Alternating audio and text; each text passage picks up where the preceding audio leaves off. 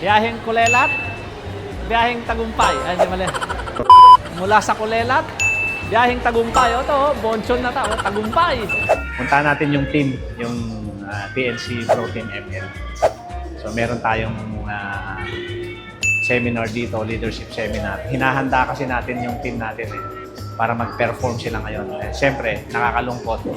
3 beses na tayong number 1. Wow. 3 beses na tayong number 1. Oh, number 1. Saan nga tayo sino? Hindi, kasi binasa natin mula dun sa baba. So, sisikapin ngayon natin yan yung magiging number 1 na nasa baba. Umiikot lang yan. So, lahat ng paraan para mag-perform yung team natin ay gagawin natin. So, nandito sila ngayon sa seminar. Puntahan natin sila. Bibisitahin natin. Mahirap maging number 1. Mahirap mag-isip. Kaya, mga idol, mag-suggest kayo kasi gusto na naming mabago Lagi kami number 1. Ang mahirap kasi sa number 1, laging maaga bakasyon namin. Sawang-sawa na kami sa maagang bakasyon. Sikapin natin ngayon kasi sa haba ng bakasyon na nangyayari sa amin every season, nakakasawa na.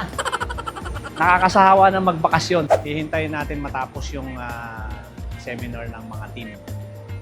Kasi titreat natin sila sa lunch para lumakas pa. At sawang-sawa na rin kami sa kagagawa ng team building.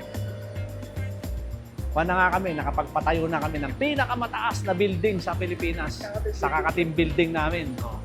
Nakapig-build na tayo ng building. Kita nyo, nasa building kami ngayon. Mataas na building to. Kasi sa kati-team building namin, sana mas magandang result. Yung organization ng PNC, mabait yan. Pero hindi sapat yung bait para lumipad ng taas. Kasi punong-puno na kami ng team building, coaching, laging kinakausap, pati magulang, mga mahal sa buhay. Pero hindi yon sapat na ingredients para ang team ay maging matagumpay.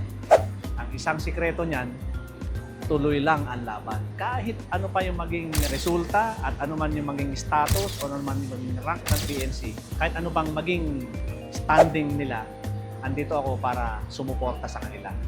So yung kulang, lagi kong pinupunuan yan. Mahahanap ko rin yung kumpleto at yung missing ingredients para sila ay magtagumpay.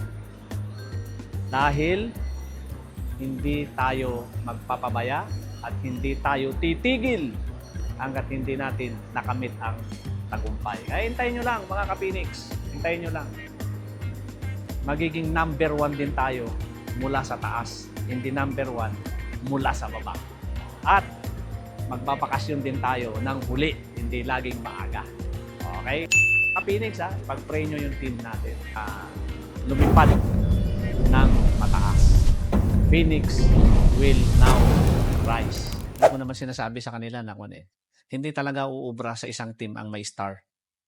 Talagang kailangan mag-work tayo as a team. Hindi tayo may papanalo ng malakas na player. Kahit 2 malakas na player, hindi tayo mapapanalo niyan. Kahit sobrang lakas siya, hindi tayo mapapanalo niyan. Mananalo tayo dahil meron tayong malakas na team. Hindi malakas na player. So kaya tayo nandito sila Coach Mix para at least sila ngayon yung maging instrument sa atin na hindi lang yung sa amin nang gagaling. Kumbaga sila ngayon yung magpupush sa limit ng team natin para gawin natin yung dapat natin gawin as a team.